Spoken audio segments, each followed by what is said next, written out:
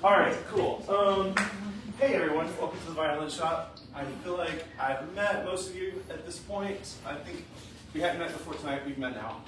But my name is Stephen Bowman, and I run our marketing and our events here, and so very excited to partner with Angela at Music Strong for this event tonight. It's a little different because we do a lot of concerts here, but one of the things I wanted to do this year is have more things here that are beneficial for us as a strings community that can just kind of make us live healthier, happier lives to be able to play more music.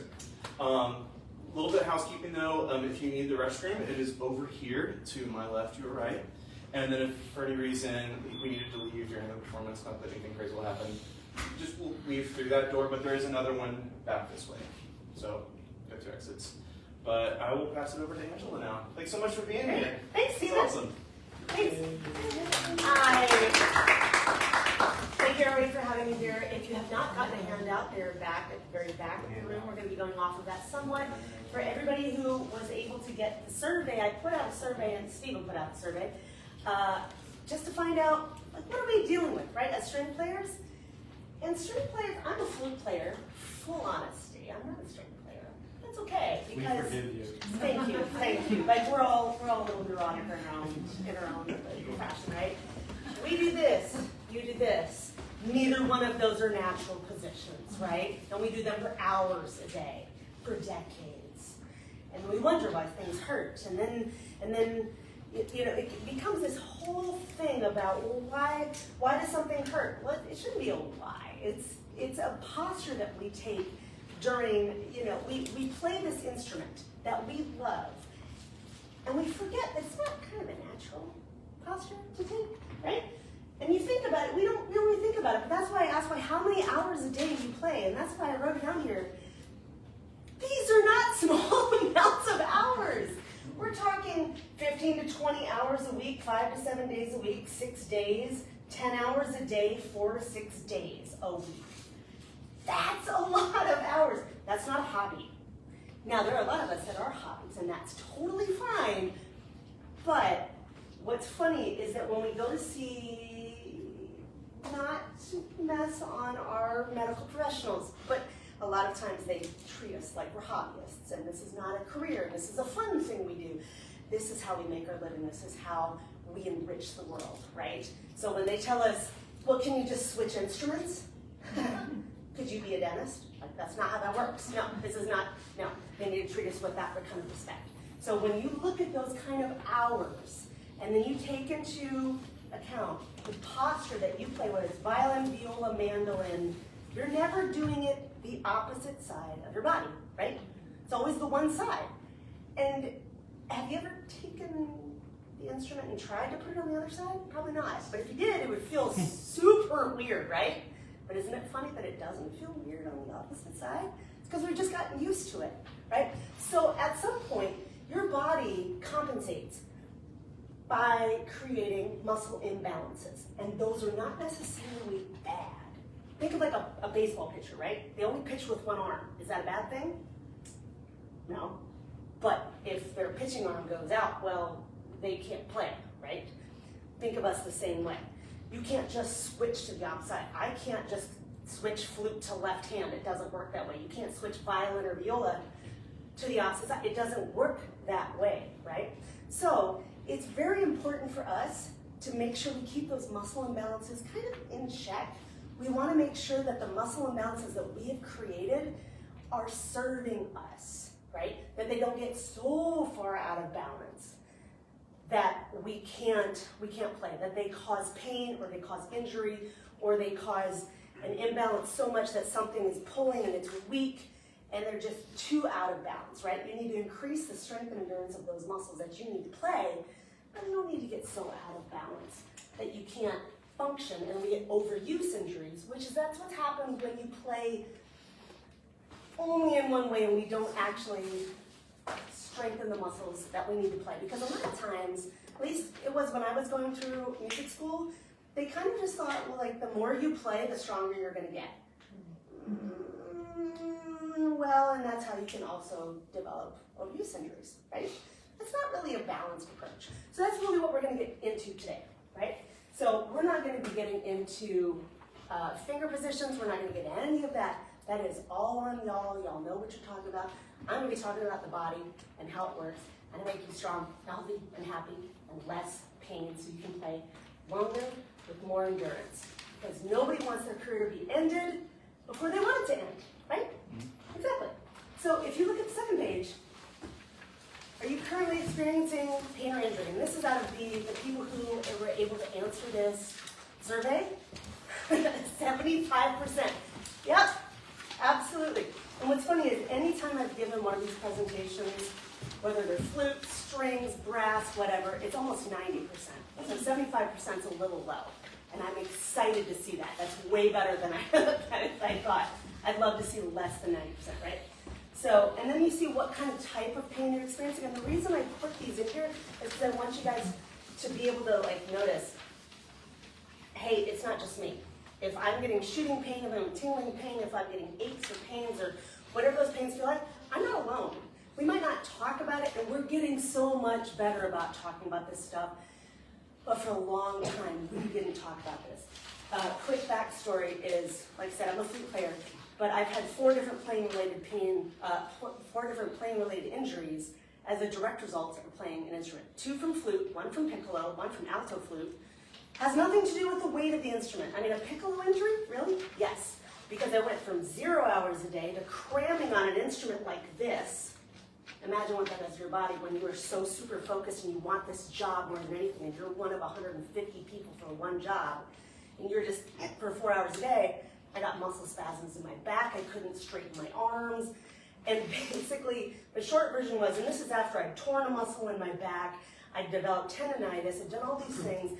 The doctor, I went to the third time I went to this doctor, he said, yeah, you should just quit playing, which is the third time I'd heard this, and went, that's not an option, bro. I got an audition in DC next week. What is it? Well, I'll give you a cream and then you should quit. I'm like, and your third option is, well, okay, short version is you have a muscle imbalance.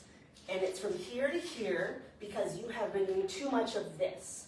Well, kind of similar to y'all. Not exactly the same, but similar, right? You're bringing your arm this way. Your chest is tight. You've got an imbalance between front and back. And the problem is the muscle here is so tight. Ordinarily, I would give you a cortisone shot in that knot. What do we call it, knot? But the problem is it's right over your heart, so it would probably kill you. It's like, cool story, bro. I have an audition next week. What is your, well, I'll give you some cream and then you should quit. I'll take your cream, you're fired. So that's exactly how that went. I went, okay, I'm tired of hearing this is the answer. You wouldn't tell this to athletes. Why is this our answer as musicians? This is not okay, right? And so it started me on a path to doing what I do now, which I have my master's in music and performance, and then I got my certification in personal training and corrective exercise, which I specialize in muscle imbalances, especially for musicians. So I've really kind of dedicated my life to understanding the muscle imbalances that musicians have and how we play and how you can increase the endurance of the muscles that you use to play your instrument so you don't get that answer. Because just stop playing is not the answer, right? Let's give you a cortisone shot and hope it doesn't kill you. No, this is like, come on, we need better. So what we're going to do with that is I want you to think about the posture that you use to play your instrument. So what we're going to do as you go past these statistics, what we're going to do is we're going to start with a couple of our most,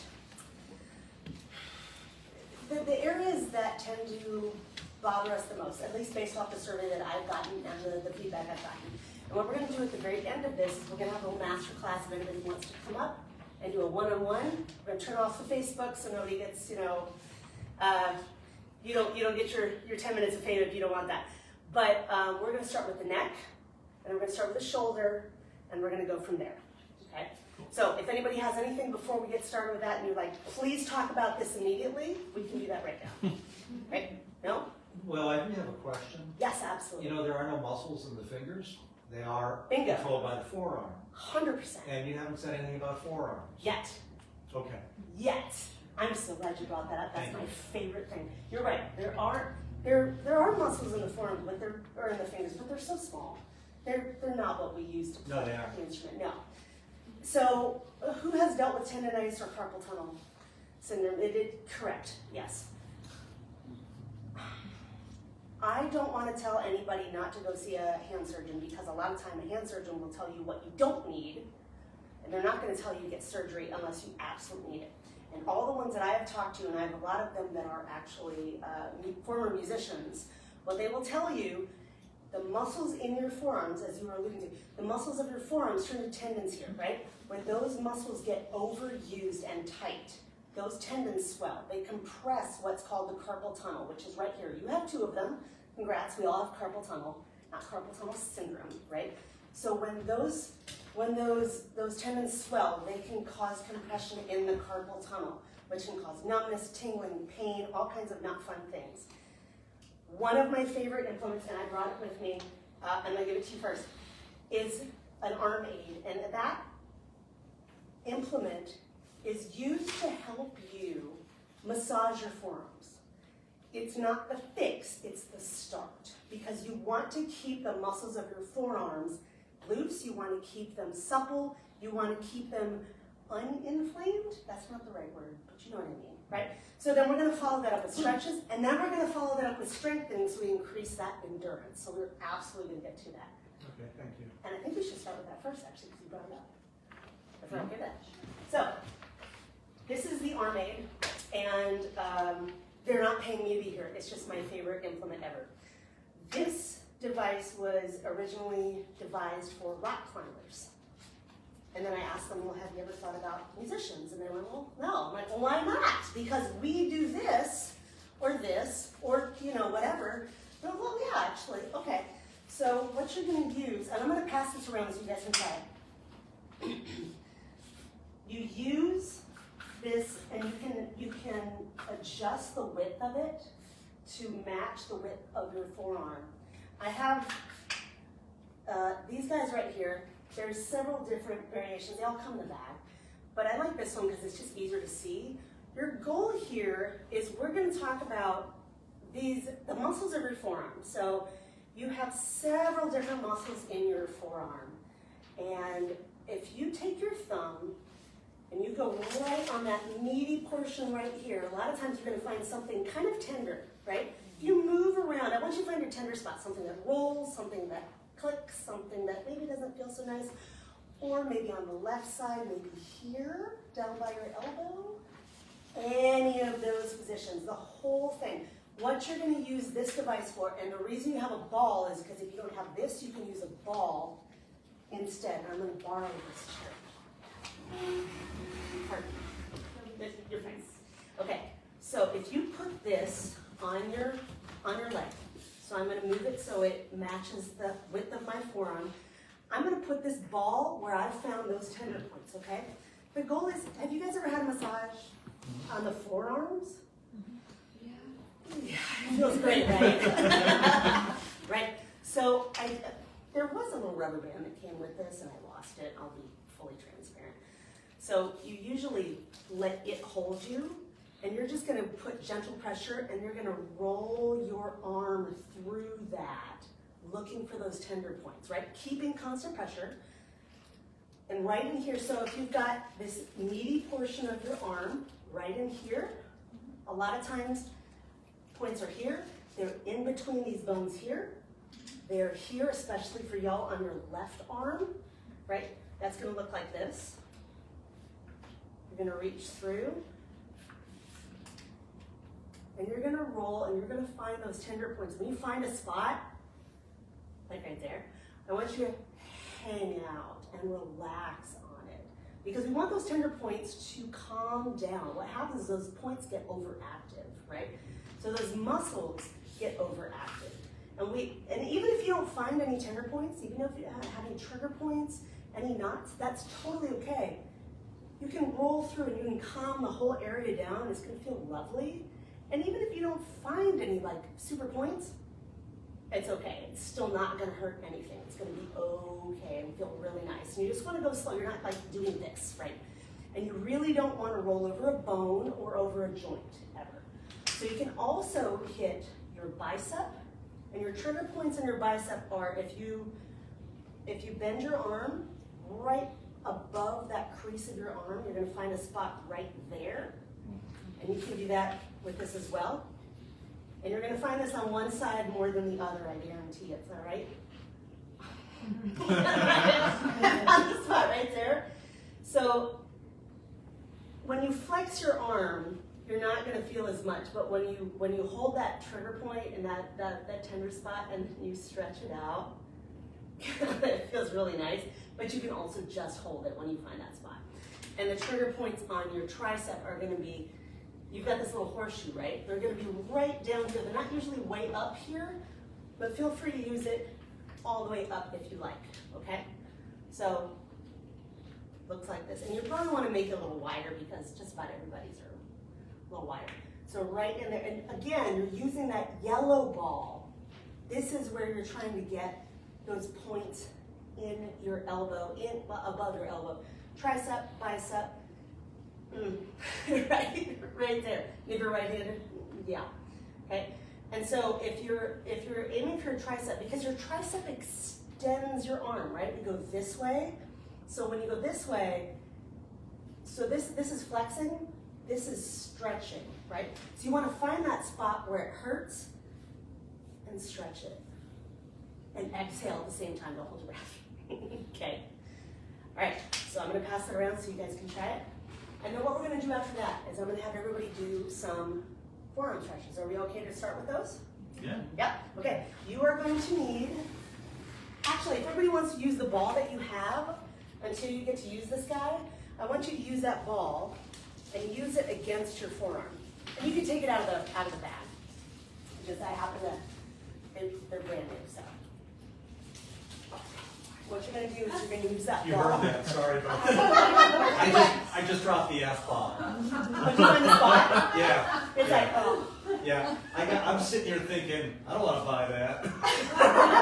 And then it's, oh my. Yeah. So the thing is, when you find a spot, whether it's with that or with the ball, hold that spot. You'll feel it roll, right? You want to get right in the middle of that spot and press on it.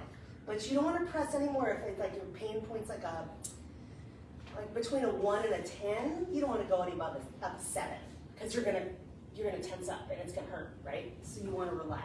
So anything above a 7, chill out, right? More is not better. We always say more is better, more is not better. So hang out, hold that spot until the pain goes down, right? If it's here, what you can do, you're using that, well, I'll show you that in a minute. When you're using that ball or that roller and you're pressing here, you're going to take your hand, so this is my left hand, and you take your hand and you're going to press away. You'll feel it stretch. You'll also feel it stretch out and away. If you go this way, it's going to feel more of a flex. If you go out and away, it's more of a stretch, right? Yeah. And this is just, it's nice, you don't have to, but it also takes less time. But we have so little time, right? And you also find if these are all, if this whole area is kind of inflamed, a lot of times, my first injury was right here. I had a knot about this big in between these two bones. The biggest one the massage therapist had ever seen, and that was 16. Oops. You went from, I don't know, an hour a day to 8 hours a day for 8 weeks. Something's gonna happen. And she went, yeah, that's not supposed to happen. Well, no wonder holding a pencil was agony. This is what overuse looks like, right? So you want to press right in that area and let it calm down and relax, right? So then we're going to stretch it, and then we're going to strengthen it. So I'm going to show you how to strengthen it. I'm going to use your chair again. All right. So all of y'all are going to use your chair that you're on or the one that's next to you. I want you to find out, so I'm curious, has anybody gone under here yet on the left side, especially if you're, have you tried this? No, nobody yet? Is there anything under here? This is your ulnar side, or your ulnar nerve. Like here? Yeah, Like yeah. right, But more on your left side. Oh, that's on the right, okay. Right? Or you have one on the right. I mean, there's no wrong answer. It's, but think like when you play on the left, that left hand comes this way, right? Does the right arm do that same motion? Not necessarily, right? Your ulnar, this is your ulnar nerve side, the side of your ulnar nerve. So when you come, there it is. Biofreeze is also good for this. Okay. That's helpful. I'm also not endorsed by them either. I just like it. So, and something also to note is if you have an acute injury, warm, moist heat is better than ice. Ice is good for acute stuff. Okay, so this is a chronic thing, warm, moist heat. Ever had like paraffin wax dip at the desk? Exactly. Right. That's, we were gonna have a hand therapist come join us tonight, but she got sick, so sadly, I can't defer to her and be like, right? Because that's what she told me when I broke my thumb, right? Okay, so we're gonna go underneath here first, right? So we're gonna stretch the underside. These are called your flexors. These are your extensors.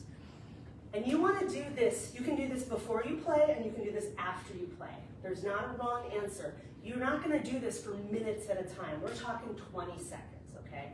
So don't worry about like, well, should I not stretch before I play? It's fine. If they're overactive, they need to calm down and then it's gonna be fine. So the thing is, you want to point your fingers back directly towards you. How this looks, what you want to notice is you want your hands to be directly below your shoulders. Do not force your hands, right? If they only go this far, totally fine. If you can only do one at a time, that's fine. I'm surprised it hasn't happened till now.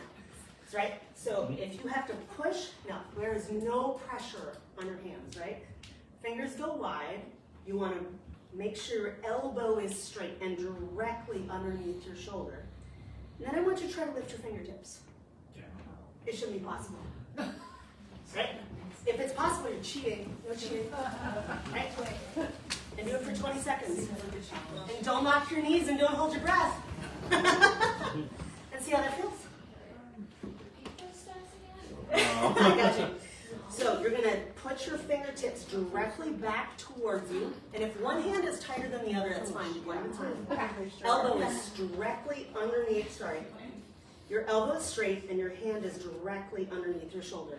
Try to keep your palm flat and lift your fingertips. Is this correct? Can you lift your fingertips? Sort of. Lean back. Shouldn't be able to. Okay. Yeah. If you lean back, you shouldn't be able to. If you lean forward, you can cheat. And come out of it nice and easy. Don't shake your hands. Everybody wants to shake your hands? Right? He's going to shake your hands. So everybody look at me real quick. So you're just going to do this. Because you want to do this, right? Let's not follow up stretches with violence, right? Like, just, What's the sport in that? I know, right? Easy, right? Or you can go this way, and it'll take that sensation away. Your body just wants movement, because that was hard. You can follow it up with another 20 to 30 seconds if you want, if it was enough, or we can go to the opposite side. We're going to go to the opposite side. What you're going to do is you're going to put your fingertips towards you like a monkey, right? Or a gorilla, or which is the one that goes on their no. Gorilla, right. Again, wrists go directly underneath the shoulders. You're going to try to put the backs of your palms, the backs of your hands on that chair. Knees are soft. Do not like, you want to make sure knees are soft. And then you're going to try to touch your fingertips together and lift your knuckles. Shouldn't be possible. It's possible you're cheating. And if it hurts too much and they cramp, we'll back off. Right? Easy. Are your elbows straight? Are your palms flat? If your palms don't go flat, that's okay. Don't force it. Everybody, it's intense, isn't it? Right. I do both of those when I'm at tabletop, Yeah. but this is far more gentle. Yes. And there should be no pressure on your hands. No pressure, right? And come out of that nice and easy, right? You're going to hold that for 20 seconds, and then you're going to, this way. Because your body wants to follow with motion. You want to do this, but then, we're going to be nice and easy, right? And then it's done. So you can follow it up 10 to 20 seconds. The whole point of doing that is there's a law called Sherrington's Law that says you cannot, you can't contract two opposing muscle forces at the same time. So if this one is tight and you're trying to lift your knuckles, you're trying to get this one is activating, which means you're stretching this. They can't both do the work at the same time, which is why we don't call this is an active stretch, not a passive stretch. It's also called PNF stretching if you don't care, but that's a whole lot of stuff. So those are my favorite stretches for forearms. You can do this before and after. Who has little weights like these or a heavy water bottle?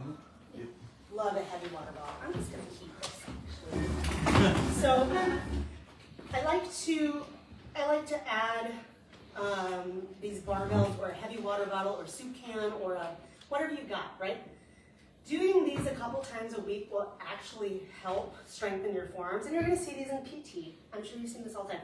But the thing is, what you wanna know is that you wanna make sure that the crease of your wrist is right at the crease of your knee, so your whole forearm is supported. And the goal is not to do a million of these and go real fast and be done. You wanna go slow. You wanna go up for 2, hold for 2, down to 4. For 4.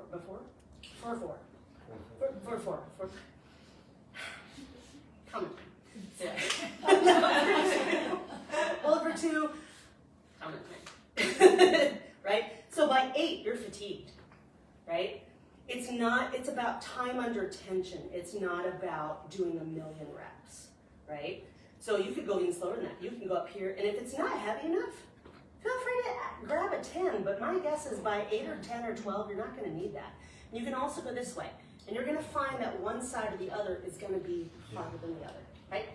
But the whole point is that you want your forearms supported, right? So we're not hanging out, we're not here. You are supported with joint over joint, okay? Slow, 10 to 12, okay? And those are the wrist rolls that you'll see, or I think I call them wrist rolls, but if anybody wants to use one of these, I got a couple of them. You can borrow. And you don't have to have weight to do No. these. You do not. Depending where you want to. No, you do not. You can use bands. You can use water bottles. You can use soup cans. You can use the gravity of your own hand. You absolutely can. Depends on how tender everything is. But it's more important that you do them more often. Consistency is more important than weight. Weight is not the most important thing. So, Is there an amount that's too much? say again. Is there like an amount that's too much by way of weight, or is it just Not like an arbitrary amount. right? It's not like, 15 is too much, but it's more of a, does this hurt? Can you, if you're doing like, if you can't do, you can't bring it, yeah, it's too much. So like 3 or 4 pounds would be good? Sure, Okay. sure. I mean, if it doesn't feel like enough, if you've done 6 and you don't feel anything, try 8. Okay. But again, it's more important that we're trying to, there's something called strength and strength endurance. And for us, especially for y'all, we're trying to increase the strength endurance of these muscles. And you can also do that with your grip, right? So if you guys are holding kettlebells, if you're carrying the groceries, that's gonna go straight on the strength side. And that's all good. It's all great for helping with the elbow, with the shoulder, with the wrist. None of that is bad. All great, right? But when you're directly trying to do that, we're going time under tension. So the heavier it is, the less you're gonna do, Okay. basically. Okay. Yeah. Does anybody else have a question on that? Okay, so we're gonna get into neck. Okay with neck? Yeah, yes. Okay, so, oh, by the way, this is yours. Okay, so neck is one of my favorites. Everybody adopt your playing posture for me like you have your violin. Let me see what it looks like. Okay, and what does your neck look like when you play? Are we're bent to which side? The left. Not this side, right? So if you do the exact posture, so you're bent, and it's not straight left, is it? We're tilted a little, aren't we? Are we ever tilted this way? They should give free violin samples out tonight. Right? But flutes are the same way, because we do the exact opposite. And the heavier the flute is, the harder we go this way, right? And to do this way feels wrong, so I'm the exact opposite of you guys. But that's kind of fun, because it helps out. So what I want you to do is, find your 2 little bony protuberances here. This is your sternum. This is your clavicles. This is your sternoclavicular joint, where those 2 things meet, those 2 bones meet, right? Your clavicle. This guy, right here, if you turn your head to the side, you'll see that muscle pop out. That's called your SCM, your sternocleidomastoid, right? It goes right up between your ear, or behind your ear, sorry, and down here. And what it does is it flexes your head, and it turns your head. So guess what you do when you play violin? And that way. So this one is stretched and this one is tight, right? So we need to calm that down a little bit. So all we're gonna have you do is I want you to take your fingers, be gentle with this. There is no like mashing or pressing with this. This is all caveat. If nothing feels good, don't do this at all, So what you're looking for is you're looking for trigger points in this muscle.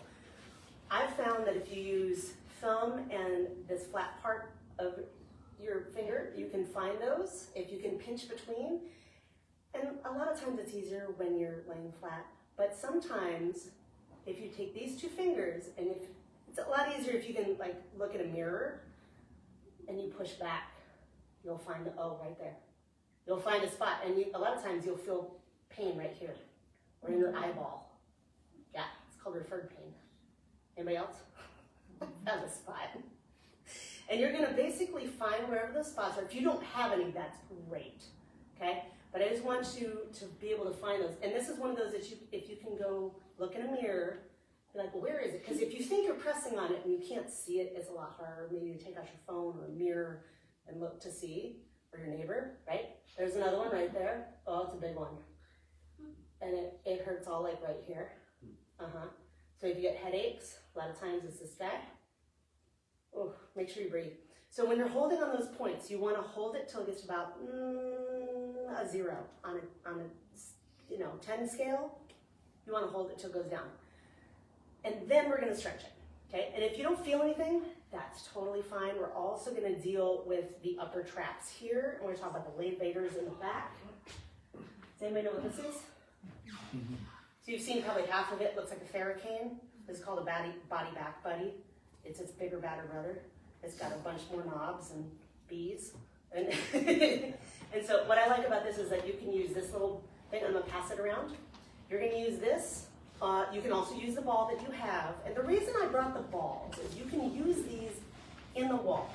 You can put that ball between you and the wall. And I've already ball. So if you take this ball between you and the wall, you are not using your hand and your muscles to do the work, right? Is it awkward? Absolutely. Can you find the spot? Yeah, right? And we're going to use it on your chest as well, okay? So, but if you want to use this, I like this because it gets your upper traps and you've got some points in here. And then we're going to get this guy back here, which gets in between those shoulder blades, especially for you guys on the left side. So your shoulder blade is right here. We want to go to the side, right to the side of it, and pull when you find a tender spot. Okay, I'm gonna hand that over to you guys. So what we're gonna do is once you find those spots, here's how you stretch it. Right hand, so this is a whole lot of left and right. Left hand goes in the small of your back, pull your left shoulder towards the ground. Take your right hand, put it right over your left eyebrow, and bring your right ear towards the back right until you feel a nice stretch right here. Easy, easy, easy, right? Knees are soft, nice big stretch. It should feel nice. If it doesn't, if any of this doesn't feel good, please don't do it. This is a tender area, okay? If you want to make it a little more efficient, you're going to take your head and push it directly into your hand, only about 5% of what you can do, just barely, okay? So press into your hand, 5, 4, 3, still pulling your shoulder into the ground, breathing, 2, 1, relax. You should go farther, yeah? Okay, and then we're going to take your hand and go right above your temple and bring your right ear towards your right shoulder. Again, all of this, less is better, not more is better, less is better. This is very gentle. Bring your right ear towards your right shoulder, pull your left shoulder towards the ground. Oh, it should feel nice, yeah? Yeah. And then I want you to take your head and push it into your hand. 5% of what you could do. 5, 4, still breathing, knees are soft. 1, relax. And you went farther. So you're still pulling while you're pushing. We call that PNF stretching. Propioneuromus facilitating. It's a big long word. Stretching, right? Okay, so that is for SEM. That is for upper trap. Now if you want to get this side, this is for your levators, that muscle that goes up here. And I know you guys really need this guy to calm down. This is for your levators. So you're going to want to use that or your ball. And we're going to use that. If you guys can find a spot on the wall, we're going to use that here in a second. I want you to take that left hand, same spot. Left hand in the small of your back, pull that shoulder down. Take your head. You're going to pull your right eyeball down towards your right shoe. It's a weird thing to say. You might have to move your head a little bit, but you should feel a stretch right here, yeah? Yeah. And to make it more effective, again, gently push your head back into your fingers for 5 seconds, still breathing, still pushing, still pulling. 2, 1, keep pulling and then relax. And you should go farther, right? So you don't relax, you don't let go when you do that. You should just notice you go farther. What that does is that does it faster. So you overcome your body stretch reflex a little bit faster, right? You don't have to do that. You can just hold it 20, 30 seconds. Your body has a stretch reflex that goes about 30 seconds. So should feel nice, yeah? They did. All right, if you want to take This side. and you can do the other side, absolutely. Because the other side, in fact, let's do the other side because I want you to feel the difference, right? So right hand goes behind your low back, right shoulder goes toward the ground. We're gonna go right hand, bring your left ear towards your left shoulder. A little different, yeah? Same, better, worse? Hurts more. Different. Worse? Yeah, Worse? far worse. Oh, my neck just cracked. Oh, yeah. Easy. I wish my back could. Cracking's not a bad thing. So if you ever get cracking and popping, a lot of times that means the muscles around whatever joint that is are tight. Do what? Okay. So Yeah. when I crack my back with a glow stick every morning, that's probably not With a glow stick? Like a glow stick, that's probably not a good sign. You're tight. Yeah, okay. Yeah, that's generally what it means. Okay. Magnesium baths are a great thing. Magnesium. Magnesium baths, magnesium supplements, they also help because we're chronically deficient in magnesium. But I am not a nutritionist, so I'll put that out there. But anyway, if we go this way, okay, and then we go up, we hit the SCM. So I'm curious, right? Is it right or left side that's tighter for you guys? Right This for way. me. This- Which? This, This side, the right side? yeah. For me, it's right hand. Okay. Mine is less, but that's because of people driving 55 miles an hour. And Oh, I heard your story. Yours is gonna be a whole lot of things. Oh, I got more than we want to talk about. Yeah, and then we go down, right? So just notice, there's no wrong or right answer to any of these. It is very common for you to have one side that's tighter than another, especially front, side, back, whatever. And it could change day to day depending on what you're doing. If you're driving more, if you're playing more, if you're at the computer more, if you're practicing more, if you changed instruments, if you go to mandolin, it's all gonna be very different, okay? So, telling you that, you're gonna take your band. And I have a couple long ones. The short bands that you have are not ideal. These are the ones you want, but I only have 2. So, who wants one? This is for your neck. Cool, I'm gonna show you it first. So what you're gonna do is we're gonna do a strengthening exercise for your neck, okay? These are super light. The ones that you have are a little stronger, right?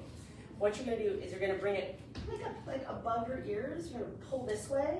Chin chops, you've seen these, like PT, right? Yeah. What I like better is you're gonna go to the left, tuck, go to the right, and then back, okay? Then I want you to try the other side. Tuck, back and to the left. Which side feels weaker? That's the side you need to do. Now, if you don't want to use one of these, you can also just do this. So tuck your chin back. Think like your chin is on rails. We're going to go slightly back. And I want you to turn your head to the right and press against your hand. Okay, relax. Tuck back. Turn your head to the left. Is there one side that feels weaker? Okay, so that's just something to notice. You really want to do both sides because we want to be in balance, but you also want to increase the strength and endurance of both sides. Does anybody want to use one of these? Yes, no? Yeah, can I? Yes, absolutely. Here, I don't know. Here, test it up.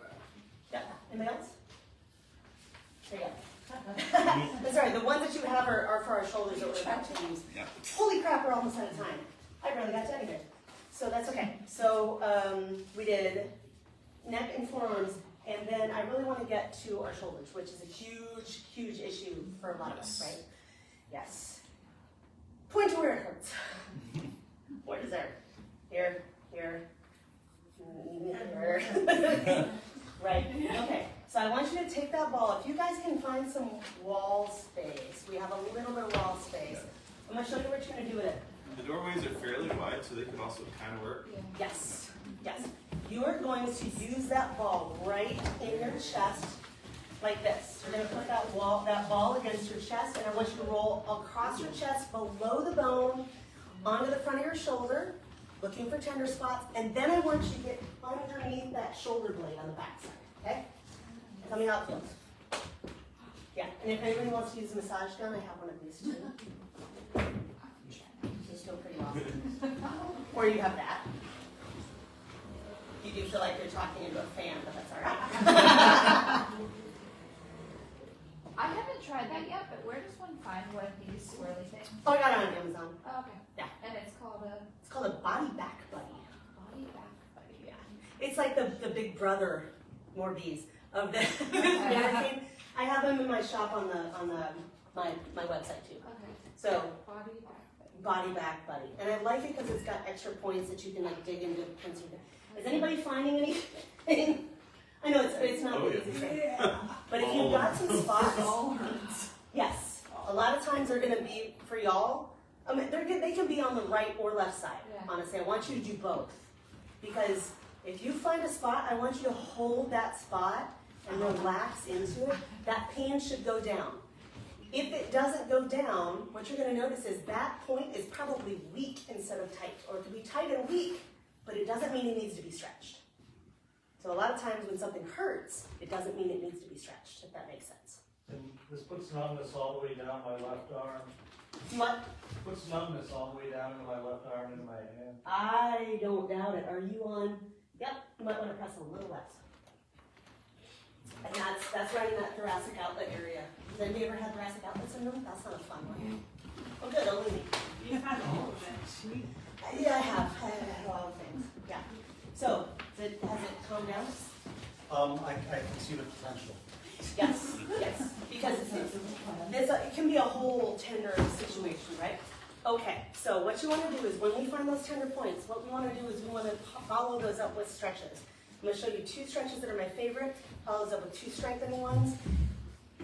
I cannot believe what time it is. I feel like we just got started. But here's my 2 favorite. And you can do these before or after you play. I kind of like both. The more you do them, the more you're going to find what works best for you with your situation, right? And if it's not tight, don't stretch it. Don't care what anybody says. Oh, it's just you just need to stretch. Stretch why? Because it hurts? No. If it's not tight, don't stretch it. If you pressed on it and it didn't get better, don't stretch it. Could make it worse, okay? So you're going to find a spot on the wall or your body or your buddy. Sorry, not your body. That makes sense. But say, like there's 2 of us, right? You can do this. What you're going to do, this is holding your arm at a 90-degree angle. This is not a passive stretch. You've seen this in PT. We're not doing passive. What I want you to do is I want you to squeeze your shoulder blade towards your spine. You're going to come right this way. You're going to squeeze and twist your whole body away. That's a little much. I cramped. No, too much. Easy. We're going to squeeze, twist. And this is what I don't want to see. Your whole body needs to twist. But you're squeezing your shoulder blade because remember what I said, you can't do 2 sides at the same time, right? And you're going to do the other side. And if you don't feel anything, go up a little bit because you have pec major and pec minor. But it's very important to squeeze that shoulder blade while you twist your body away, okay? It should feel nice. It shouldn't feel too much. If it's too much, don't do it. And make sure you don't lock your knees. Everything is nice and easy. You guys are quiet. How does it feel? Okay. Ideally, you want to hold this for 30 seconds. I know we don't have time to do that today, but it should feel nice, right? And you'll notice if you just hold and you don't squeeze your shoulder blades, it's going to feel different. It's going to feel less, right? Sit here for an hour. Oh, I know. Isn't that great? Yeah. Okay. And then my second favorite one, you're going to follow that up. You're going to put your arms, so we were just like this, right? I want you to put your arms straight out against the wall. If this is too numb or too tight or tingly, bring your arm down. That's fine. Your arm's going to go this way, and you're going to go away from the wall. And you can go this way, you can move your hand this way, that, and the other. I find that it's better if your thumb is against the wall and your palm is flat, right? And you're going to twist away. And you should feel a really nice stretch on the front of your shoulder and your bicep. Great. How's that feel?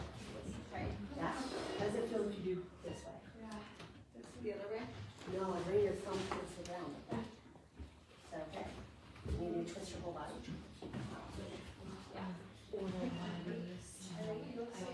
Yeah, exactly.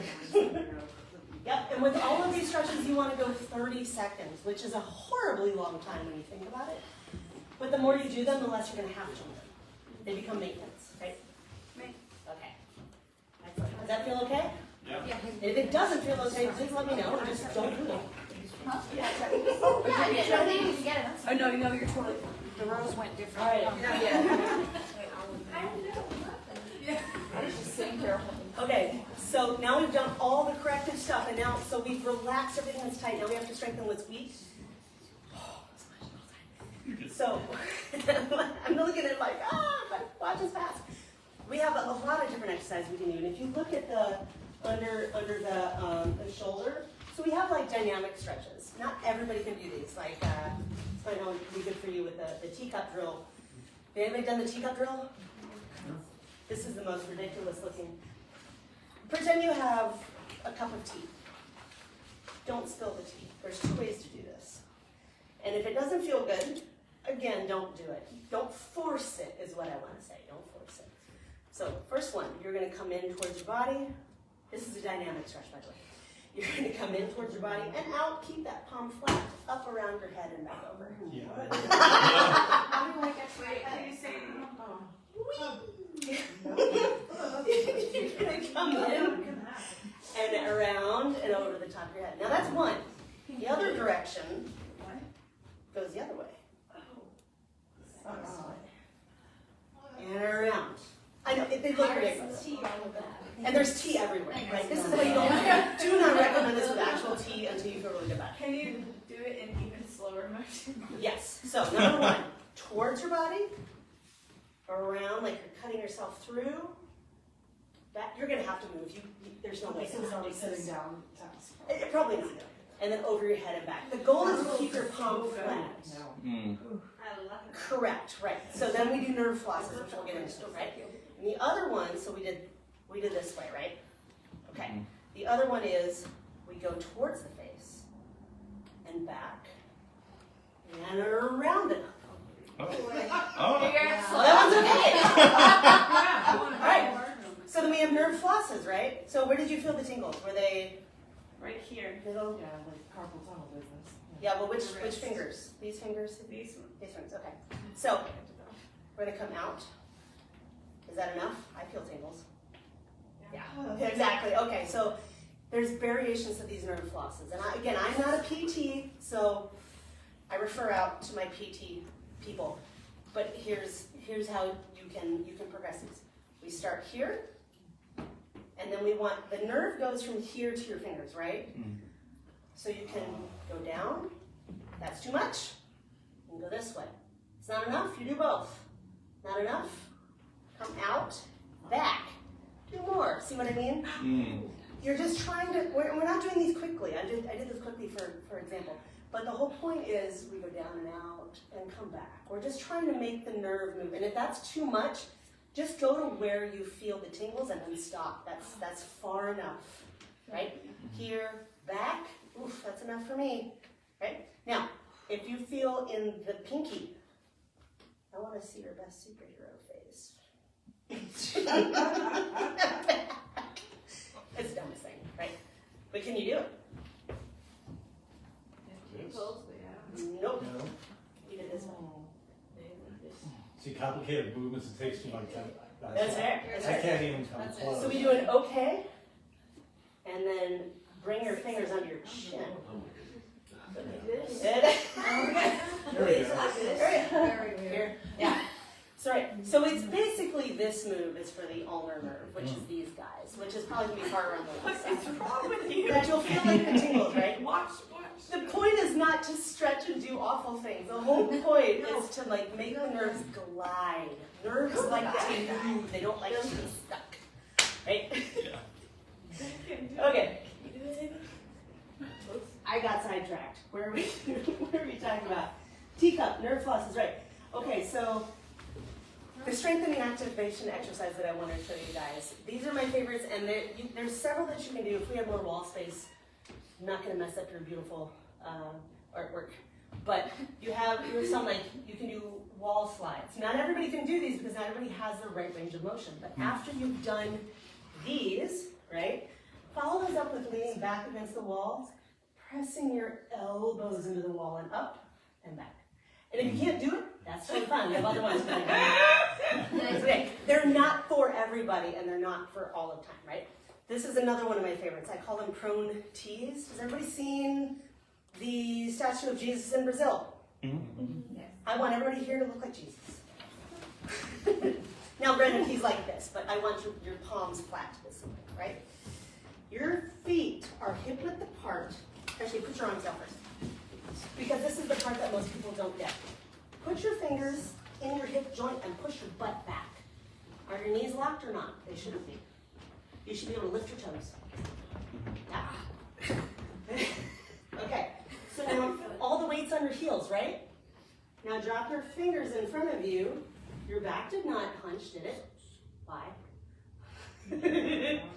Okay, I want you to bring your thumbs out to the side, squeeze your shoulder blades together. Now squeeze your shoulder blades as you bring them down in front of you, and then squeeze them back again. And you should just squeeze, squeeze, squeeze. Now everybody stand up and you should be like Jesus. Nobody should be down here. No flying bees. Yeah? Okay, this is what I see a lot of. I see this. Right? Or I see, it sounds funny until you look in a mirror and it's like, oh, wait, really? Okay, so what I start with people is, you're gonna squeeze this way. So if we just go straight out, can you feel like you're putting your two shoulder blades together? Yes, and then squeeze them as you bring them apart. Yeah, it should feel nice, right? And squeeze them back. Yeah, it's kind of nice. Now, when you go against gravity, that's all we're doing here. That's it, right? Maybe just 10 to 15 of these. We call them prone tees because you're prone. You're against the ground, right? Face down. But when you stand up, you should look like Jesus. This is not Jesus. This is Jesus. This is Brazil, right? Everybody knows that picture. Yeah. Okay, so I like those, and then there are Ys, but I don't like those because they're harder to do. That's a harder one. And the last one I want to show you guys, you're going to use these bands. Now, you guys have probably all done these kind of exercises, right? Where you go external rotations. They are hard, yeah. And I like doing those with these kind of bands. But with these, I want you to try them with these bands, right? Put your hands in them like handcuffs. I want you to put your elbows into your side, squeeze your shoulders down, and just go out as far as you can. You're probably going to go about an inch. It's fine. Keep that constant tension and come in. And then go out. And are your knees locked? Everybody moved. And you come in. And then you're going to go out. And you should be feeling this back here, yeah? Or no? Anybody feel it up here? Good. You don't want to feel it up there. The minute you do, quit and reset. Yeah? Because that means the band is too heavy, and that's fine, because these are heavy bands, I understand. Right? Okay, now relax. Those are external rotations, so when you do them with these kind of bands, it's fine. We're going to do something a little different. This is for these muscles called your serratus anterior, and they do not get a lot of love, especially with violin players, right? What I want you to do, we would do them on the wall if we had more wall space, and sadly we don't, but this is what it looks like. You're going to take these bands. What you're going to do is you're going to pull your shoulders down. Elbow is straight. I want you to push up. Well, that doesn't work. Push up, right? So you're not using the wall. You're going up like this. It's like, think like you're trying to tuck your shoulder blades into your back pockets while you lift up. And you're using the band as extra resistance. Does that make sense? Like this. So we're tucking down. Press so bad. Should feel weird. Yeah. Yeah. And you're going to pull your shoulders down while you press up. The band just gives you extra external resistance. You don't have to use the band. Okay? You should feel it here. No? Who doesn't feel it? A lot of people don't feel this one. It's weird. Oh, I feel it. Yeah, you do? Yeah. Yep. Okay, so it's down here. Okay, so that's one of my favorite, and I have about 500 different variations of that. I'm going to do a live class on that in the next week or so. Okay. But I think that's what we have time for, because there's no way I'm going to get to the rest of this and without another half an hour. Right. So Does anybody have anything that they want to do, like a one-on-one? Because we were going to cut that off and do that. Does anybody have any like particular questions or anything? Yes. Trigger finger. I hate to tell you that, but it's outside my wheelhouse. I appreciate that answer. Thank you. That is a hand therapist question. Yeah. Yeah. Well, when she gets well, we'll meet back here again. Do you need her info? Because I can send it to you. I would love that. Yeah. Yep. Her name is Noelle Austin. She's at Star PT. That'd be great. Thank you so much. Yeah, no problem. I know two of them actually. Great. They're great. Yeah. Always looking for more info on that, and we fiddle players have a lot of issues on this That and front. your Pertrians and yes, and I just actually got something from somebody went to school with me called Metaflex Glove. I didn't bring it with me because I haven't even tried it yet, but it's apparently really great for recovery. I'm gonna do something on Instagram, but I have to look at it I first. do rubber band exercises to go this way, and Well, that's that good. helps a lot. Yeah. Actually, and so but I'm always just wanting to check in, you Yep. know, and just kind of get whatever's the latest, what are people saying, because, you know, we want to do this for the rest of our lives, right? As you pointed out. So, 100%. Yep. That hand questions? Nope. Outside my wheelhouse. understood. Carry on. But I can tell you that doing the forearm stuff helps a lot with that. Absolutely. Great. Thank you. And the reason I do want to say that this is not great. I would not recommend doing this or this. Anybody have an idea why? I was told to do those. The what? I was told to do those like 10, 15 years ago. Yeah. Sure. Sure. You know, science is ever evolving. So yes. But why would this be different from how I showed you to do it that way? What was the difference? I think that you're putting different pressure in different parts of the fingers, and I know that, I think like a couple of these always work together, and if you don't do them in unison, you get in trouble, or something like that. That's also true. I didn't think of it that way. That's true. But when you do it this way, we're not trying to stretch the fascia of your hands. We are trying to get the forearms. When you do this, that puts a lot of pressure on some delicate tissue, right? Same with here. You have that band. So you guys know about the carpal tunnel, right? There is a sheath right here. When you have carpal tunnel syndrome, that tunnel right here swells, and what they do is they just cut the sheath. It doesn't fix the swelling. It does nothing for that, right? So we're trying to fix the swelling, right? So we don't want to put any extra pressure on that area. That's why we're not doing that. That makes sense, right? Yeah, okay. Does anybody else have any questions? Might just be a reminder because a lot of information. Thank you very much. I know. I wish I had another hour. Like right in my trap, Yes. beside my spine. Yes. Not even go all the way out, but just like right down the middle. I feel like that whole muscle going up into my head gives me like migraines. I'm assuming that this is the root of it. Could be. Okay. Have you ever used a foam roller? Yeah, but it hurts too much. That's fair. That is completely I've fair. tried tennis balls and I put them on the ground and I like try rolling over them. Also They a lot. only do so much, but like what would be the most like the other and That thing is pretty big. I love that thing. And the ball on the wall. And the ball on the wall. Yeah, and Put less weight on it than laying down on the ball. 100%. Okay. Yep. And I've got the two little ones if you want to try them, and you can put them against the wall as well. There's lots of options. Just Okay, I think like less centering pressure. the ball at the exact spot is Yeah. like very difficult, and I just throw the ball at the other end of my brain. That's totally fair. The thing is that you want to note is like when we're thinking about why do these places hurt? What is the posture that you use to play? The posture is not in and of itself bad, right? We don't want to change our posture. You can't. You have to play. But what are we doing? So we want to strengthen these muscles so they can pull us back instead of just being pulled forward. So if we just press on them to relax them, a lot of times they're not going to get weaker, but they're not going to be happy. They need to be strengthened, but they can also be tight and weak. So you can relax them and then strengthen them and they're happy. And so yours might be a combination of middle traps and levators and low traps and some other rhomboids and some other things. Okay. It's all the ones that do this and this and this. Okay. All the opposites of this. Okay. Guys, yeah. Okay. I can show you in a little bit. Okay. Yeah. Does anybody else have any questions? Sort of. So with my musical journey earlier on in my life, it was more like hand-based injuries, and I feel like I was able to kind of figured that out and got help and been strengthening that, working with that. And I think because I put so much attention on that, I neglected to pay as much attention to things like my neck, which is now where I find most of the issue. And I've discovered too, like sometimes, especially for like longer gigs and things, like my jaw will even get like really sore, and that like will be the like source of most pain. I'm so glad you brought that up. Okay, real quick. One thing to remember is site of pain is not always the source of pain. Where it hurts is not always the problem. So if this hurts, this could be the problem. If this hurts, this could be the problem, or this could be the problem, or right up the chain. If it's both sides of your body, look to the spine. Okay, if it's both arms, look to the spine. It's not your arms. There's something in the spine, something in the neck, right? With the jaw, everybody got a ball? Yes.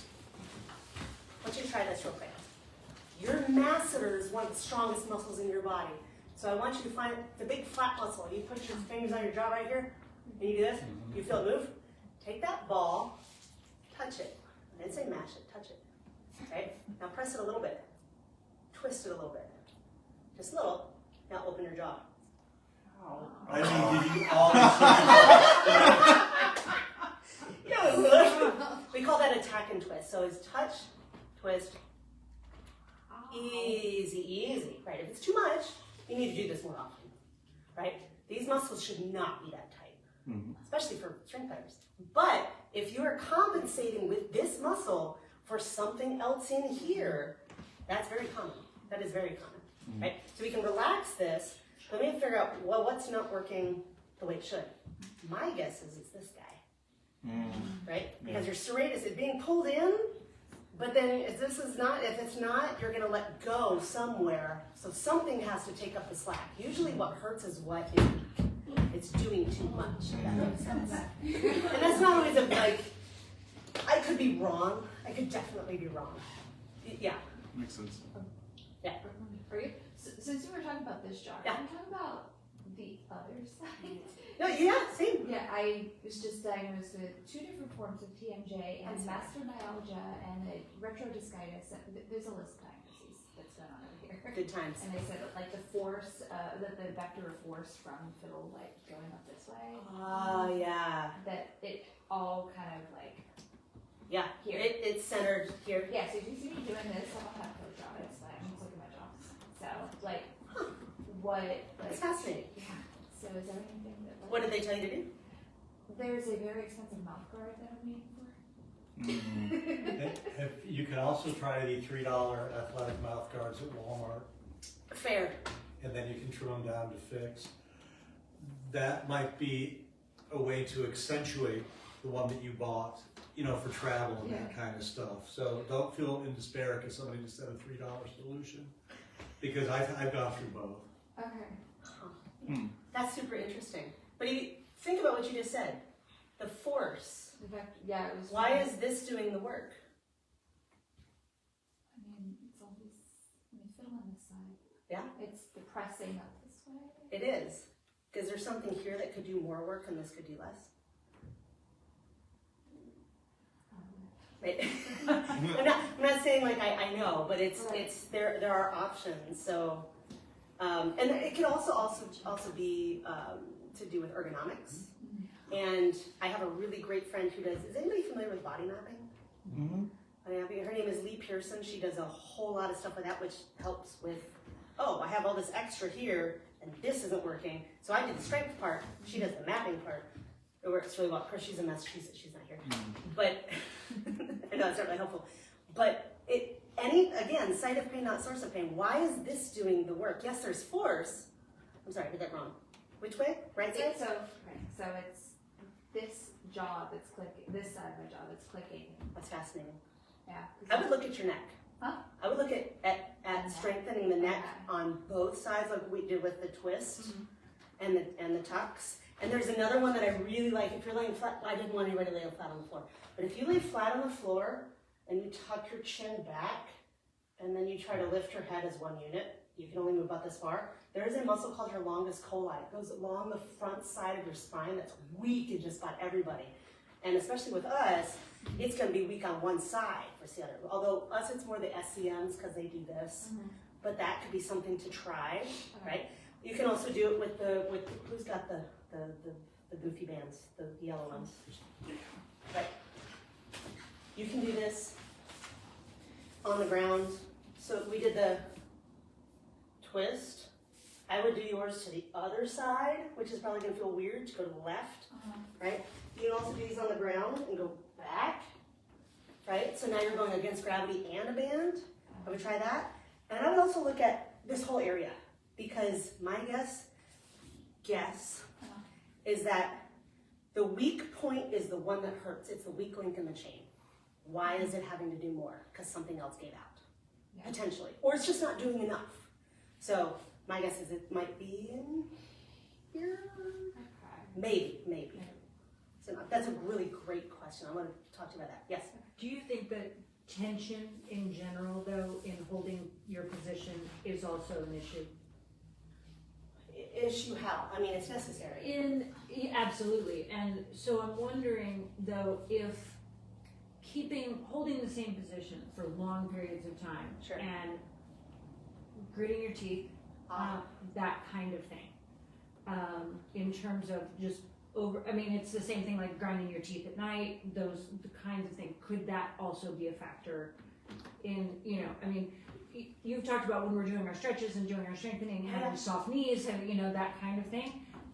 There's also a part of that, I think, that should be a factor in the way that we play as well, Agreed. We want to strengthen everything, but we also want, we don't want to be fully tense the entire time, 100%. which is such a hard balance to strike, right? Yeah. Hold on to the bow, press down hard, but also let's be relaxed about it, right? Like it's When was really, the last time you played on one foot? right. Try that. Oh, now you can't put too much tension anywhere because you're trying not to fall over. Right, Some of my you've favorite moved tricks. your balance into it, and I think that as a violin teacher, I can say that those of us who are attracted to this instrument tend to be a little on the higher tension side. You don't say. I'm just saying that it's a trend I've seen, and so I do think that there's also a lot more stretches and muscle balancing and all of that is I just basically sort of backing up what you've been talking about and saying the stretches, the balancing of the muscles is so huge and practicing our breathing and all of that. Are you supposed to breathe while you play? I mean, I'm just saying I read about it on the internet. Well, then it has to be true. It's on the Many internet. people are saying. Well, I'm a over half-century guitar player, and it is a conversation amongst guitarists is the amount of pressure put on the fingerboard from the hand. And I had a violin teacher a few years ago that said, my first semester in college, my first year, all I did was try to do what my professor told me, which was to learn how to have my fingers dance on the fingerboard instead of. I think that when I tend to play, when I tend to do anything, I tend to invoke violence upon what I do. I wish it was funny, but it's not. It's aggressive, it's self-directed, it's cruel. And I think that I still do the same thing when I'm trying to mash notes on the fiddle, They are called violins after all. Yeah. That's right. Right there in the title. And I think that is a and I don't know much about the Alexander technique, but I am sure that is part of the discussion is I love this physicality of before and after. But what about the discussion of during, Stephen? I mean, there's another topic which would meld beautifully with what you're doing. I know one Alexander teacher, I think her name is Sally Honor. But you know her? I don't know her, I know of her. But she's the one I know in One of the women in our Zoom workshop is an Alexander practitioner. Really? It's fantastic. I'll point her out in the little box next time. Learning how to tension the hips and how to move your body. I've taken Alexander for years. And I think all of these modalities can really work together. Yeah. I think that's the biggest thing too. Is yoga, breathing, Alexander, everything that you're talking about. All of it. It's all really valid. And also it can speak to different parts of ourselves at different times and the way our brains work, you know. 100%. No, absolutely. And there's no one size fits all. Some people love yoga, some people hate it. Some people love Alexander, some people are, well, they're deal, you know. And that's totally fine because there's not one size fits all approach to any of it. But it all works together to make you the best musician you can be. So you just have to find your particular cocktail. This is really helpful, thank you. Yeah, for sure. Thank you guys so much for being here. Yeah. I think Yeah. Awesome. Yes? So I know you said a little bit on it earlier, but a lot of times when I'm super tight and I'm hurting, I would like do stretches that pop my back or stuff. Is that bad or Does it hurt? when I do stretch? No, when it pops. No. Then probably not. Generally, and any doctor will say this, if it hurts when you pop it, probably, and it doesn't, if it doesn't, sorry. If you pop it and it doesn't hurt, it's probably okay. But here's what I have learned in all of these years, and again, I am not a doctor. But generally, when joints pop, it is because the muscles around them are tight. And so you've just caused it to shift. You've caused a movement, right? Now, if you release those muscles, you relax those muscles around wherever that tight point is, and you do the same motion, 9 times out of 10, I'm gonna guess it's not gonna pop.